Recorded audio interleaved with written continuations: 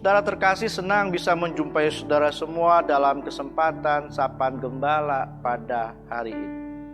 Mari kita berdoa. Kami bersyukur atas anugerah dan kesempatan serta kemungkinan bagi kami untuk dapat menjalani hari ini. Terlebih lagi ketika kami telah memasuki tahun baru 2022 dengan dan dalam anugerah dan pertolongan Tuhan. Untuk itulah di dalam rasa syukur kami mohon pertolongan Tuhan agar kami dapat memahami hingga percaya dan bersedia memberlakukan kehendak-Mu melalui pengajaran firman Allah yang diperdengarkan saat ini. Tolong kami semua ya Tuhan, karena di dalam Kristus Tuhan dan Penyelamat kami berdoa. Amin. Saudara yang dikasihi Tuhan, kita akan mendengar kesaksian dari penginjil Matius melalui Matius pasal 5 ayat 29 dan 30. Tuhan dan Penyelamat kita Yesus Kristus bersabda demikian. Tetapi aku berkata kepadamu, jika matamu yang kanan menyesatkan engkau, cungkilah dan buanglah itu. Karena lebih baik bagimu jika satu dari anggota tubuhmu binasa, daripada tubuhmu dengan utuh dicampakkan ke dalam neraka. Dan jika tanganmu yang kanan menyesatkan engkau, penggalah dan buanglah itu. Karena lebih baik bagimu jika satu dari anggota tubuhmu binasa, daripada tubuhmu dengan utuh masuk neraka. Saudara yang dikasihi Tuhan, demikianlah Injil Tuhan bagi kita semua. Saudara, saya ingat sebuah ilustrasi yang sempat disampaikan oleh Pendeta Eka Dharma Putra saat saya mengikuti kelas katekisasi. Dia menyampaikan sebuah kisah tentang Achilles. Achilles adalah seorang pemuda yang bukan hanya tampan, tetapi juga dia gagah perkasa. Tubuhnya tidak mempan tertembus tombak atau lehernya tertebas pedang. Luar biasa dia sakti. Karena itu peperangan dimanapun dia hadir, yang dia pimpin pasti membawa kemenangan. Satu ketika terjadilah peristiwa perang Troya. Namun tak mengapa para dewa berseru kepada Achilles, Achilles, jangan pergi. Sebab ketika engkau pergi, engkau akan mati. Achilles merasa heran. Dan dia tetap yakin. Dia berkata kepada dewa, Achilles tidak akan mati di sini maupun dalam perang Troya. Seperti biasa, rakyat prajurit mengawal Achilles untuk memimpin perang dengan gegap gempita. Mereka yakin pasti menang. Pagi-pagi mereka berangkat bersama-sama Achilles. Namun belum siang hari Achilles pulang. Tetapi kali ini tidak disertai dengan sambutan yang gegap gempita. Semua dengan diam dalam kesedihan. Achilles pulang sebagai jenazah. Kok bisa Achilles yang selama ini sakti, dia mati?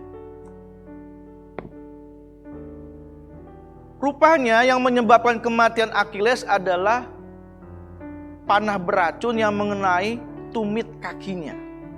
Kalau sudah lihat bagian tumit kaki kita itu, nah disitulah letak panah beracun yang membuat Achilles mati. Rupanya pada saat Achilles baru dilahirkan, dewa berpesan kepada ibunya, benamkan anakmu ke aliran sungai Styx, sebab setiap bagian aliran air yang mengenai tubuh anakmu akan membuat anakmu sakti. Ibu itu kan memegang tumitnya membenamkan anaknya. Jadi bagian tumitnya itu tidak terkena aliran air sungai Styx. Nah, dari situlah dikenal dengan nama tumit Achilles. Setiap orang memiliki tumit Achilles. Setiap orang memiliki titik lemah. Dan itu sebabnya saudara, Yesus mengingatkan dan menyapa kita semua, jika matamu yang kanan menyesatkan engkau, cungkilah dan buanglah itu. Dan jika tanganmu yang kanan menyesatkan engkau, penggalah dan buanglah itu. Yesus hendak mengingatkan, apa yang menjadi titik lemah dalam diri kita harus kita sadari, harus kita atasi,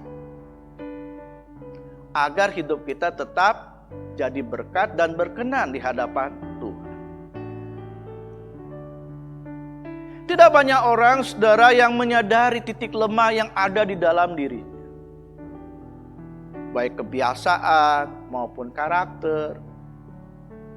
Tidak banyak orang yang bisa mengatasi titik lemahnya.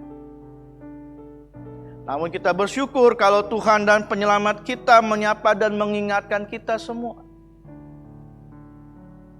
Jangan sampai titik lemah itu membuat kita tidak bisa hadir dan hidup bersama dengan Tuhan. Ini yang disebut oleh Yesus, daripada tubuhmu dengan utuh dicampakkan ke dalam neraka. Daripada hidupmu sungguh-sungguh tidak ada lagi bersama-sama dengan Tuhan. Karena jika kita mau tetap hidup bersama dengan Tuhan, menikmati anugerah Tuhan, menyaksikan karya Tuhan, dan hidup bersama-sama dengan Tuhan, kita menyadari, kita mengatasi, dan kita memohon pertolongan Tuhan, agar kita berkenan di hadapan Tuhan. Amin. Mari kita berdoa. Kami bersyukur padamu ya Bapa di dalam Kristus. Karena Engkau juga berkenan melalui karya Roh Kudus yang selalu mengingatkan kami, menginsyafkan kami untuk hidup benar di hadapan, untuk membarui diri kami, hati kami, pikiran kami, perbuatan kami. Tidak terjebak dalam tindakan yang jahat, berdosa. Karena itu tolong kami untuk selalu menyadari, mengatasi, dan beroleh kesanggupan mengalahkan setiap bagian titik lemah kami dengan mengikuti dan memberlakukan kehendak Tuhan. Di dalam nama-Mu Kristus kami berdoa. Dan kami bertekad untuk selalu hidup bersama dengan Tuhan. Amin. Salam damai bagi saudara semua. Tuhan beserta kita.